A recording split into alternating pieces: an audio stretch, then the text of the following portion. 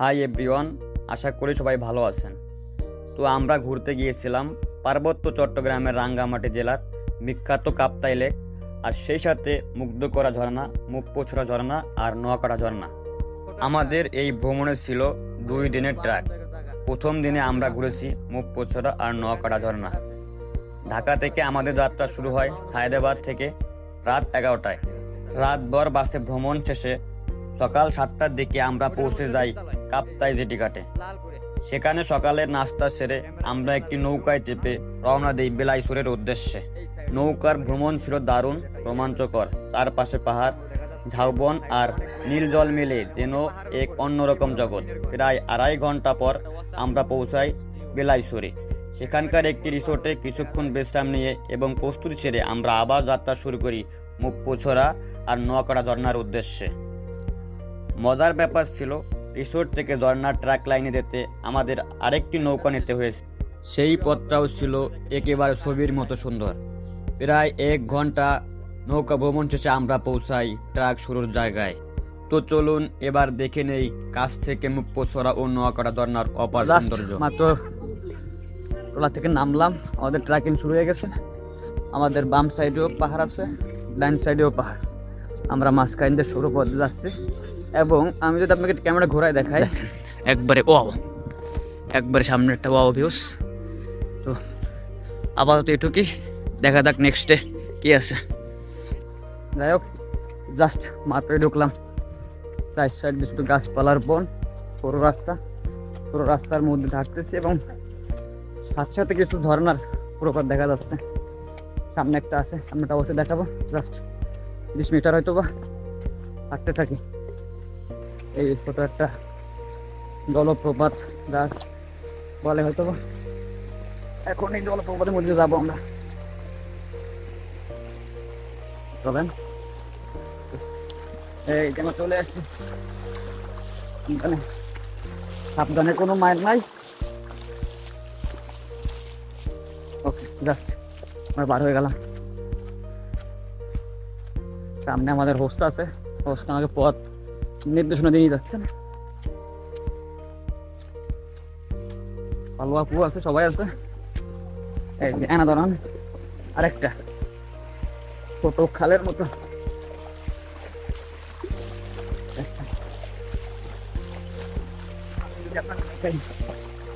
এই দেখেন,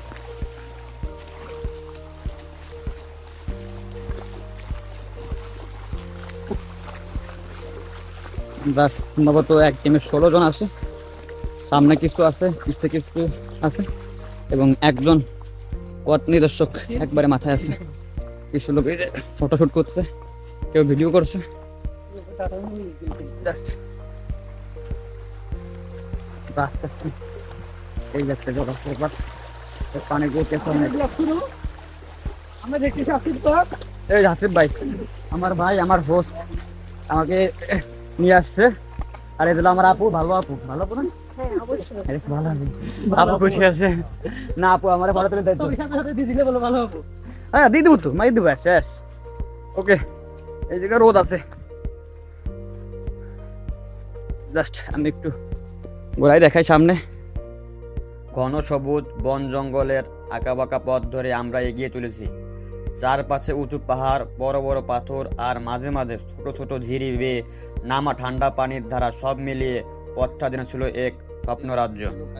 যতই সামনে এগোচ্ছিলাম, পাখির মিষ্টি ডাক আর ঝর্ণার শব্দ মিলেমিশে এক অন্যরকম শান্তি এনে দিচ্ছিল। পথে কোথাও মাটির সরু পথ, কোথাও পিচ্ছিল পাথর, আবার কোথাও কোমর পানি ডিঙিয়ে এগোতে হচ্ছিল। প্রতিটি পদক্ষেপেই মনে হচ্ছিল প্রকৃতি যেন নতুন চমক দেখাচ্ছে। কোথাও সূর্যের আলো গাছের ফাঁক দিয়ে এসে ঝিলিক দিচ্ছে, কোথাও আবার সবুজের আড়ালে লুকিয়ে আছে অজানা সৌন্দর্য।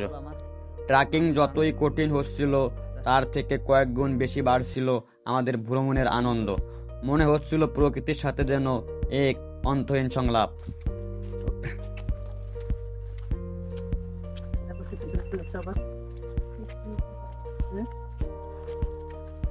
আমরা কিছুটা জলপ্রপাত পার হয়ে এখন ছোট একবার ছোট সরু রাস্তার মাঝখানে যাচ্ছি।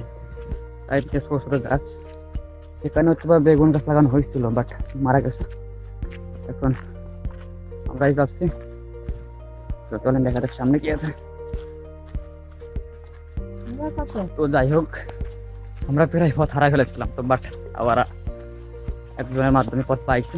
তো এই দেখেন আমাদের সাইড দিয়ে সরু একটা নদী দিয়ে ঝর্ণা বয়ে যাচ্ছে, এবং এই একটা পাহাড়ি রাস্তা, হালকা উঁচু, সাবধানে চলতে হবে।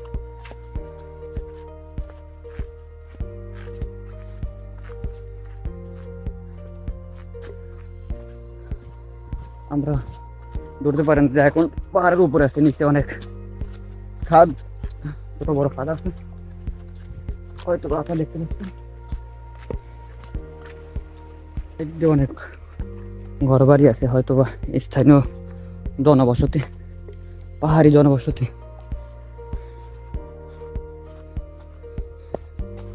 ওকে, তো পাহাড়ি আঁকাবাঁকা পথ ধরে আমরা এগিয়ে যাচ্ছিলাম। কখনো ছোট ছোট গ্রাম, কখনো পাহাড়ি মানুষের টিন আর বাঁশের ঘর বাড়ির পাশ দিয়ে আমাদের যাত্রা হচ্ছিল।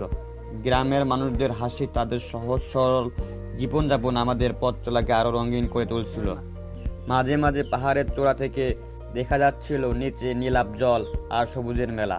পথটা ছিল দীর্ঘ, কখনো উঁচু নিচু, আবার কখনো সরু, তবে প্রতিটি মুহূর্তই আমাদের নিয়ে যাচ্ছিল এক অজানা সৌন্দর্যের দিকে। অবশেষে অনেক পথ পাড়ি দিয়ে পাহাড়ি ঘর বাড়ি, বন জঙ্গল আর ঝিরিপথ অতিক্রম করে আমরা পৌঁছে গেলাম আমাদের কাঙ্ক্ষিত সেই ঝর্ণার কাছে। প্রথম ঝলকেই মনে হলো এ যেন প্রকৃতির বুকে লুকানো এক রত্ন।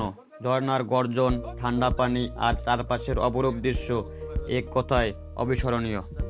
ঝর্ণার শব্দ যেন প্রকৃতির সঙ্গীত। যেখানেই ঝর্ণা আছে সেখানেই শান্তি আছে। প্রকৃতির কোলের সবচেয়ে নির্মূল উপহার হলো ঝর্ণা। পাহাড়ের বুক চিরে ঝরে পড়া পানি জীবনের মতোই অবিরাম। ঝর্ণার সৌন্দর্য যতটা চোখে ধরা পড়ে তার চেয়ে বেশি অনুভবে মিশে যায়। ওকে, যাই হোক, তো এখন আমরা সেই কাঙ্ক্ষিত দ্বিতীয় ঝর্ণাটি, নোয়াকাটা ঝর্ণা কাছে প্রায় চলে আসছে। এখান থেকে আমরা নামবো। এখান থেকে নামলেই হয়তো আমরা পেয়ে যাবো, হয়তো আপনারা সাউন্ড, ঝর্ণার যে আওয়াজ সেটা শুনতে পারছেন মোবাইলের দ্বারা। ওকে, এখান থেকে বড় খাট, একটা দামের রিক্স স্যার, জাস্ট এর আমরা তাদেরকে নামার চেষ্টা করবো। সাবধানে ভাই, এটা খুবই খারাপ একটা জায়গা।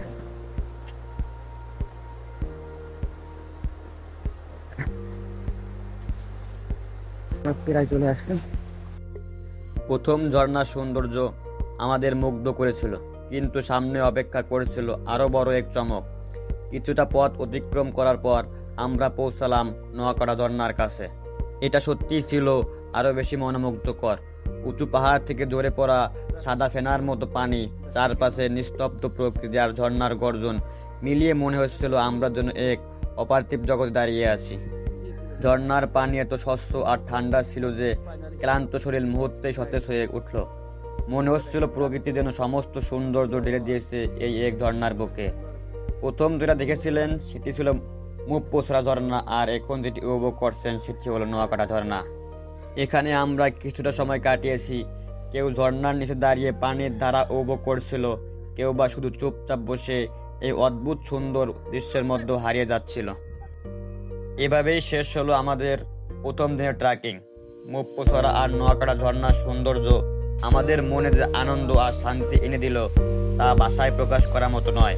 প্রকৃতির এই অপার রূপ সত্যিই বলার মতো নয়। তবে এখানেই শেষ নয়। আমাদের ভ্রমণের সবচেয়ে বড় আকর্ষণ, কাপ্তাই সেরা এবং সবচেয়ে বৃহৎ ঝর্ণা ধূপপানি ঝর্ণা নিয়ে আসছি আমাদের দ্বিতীয় ভিডিওতে।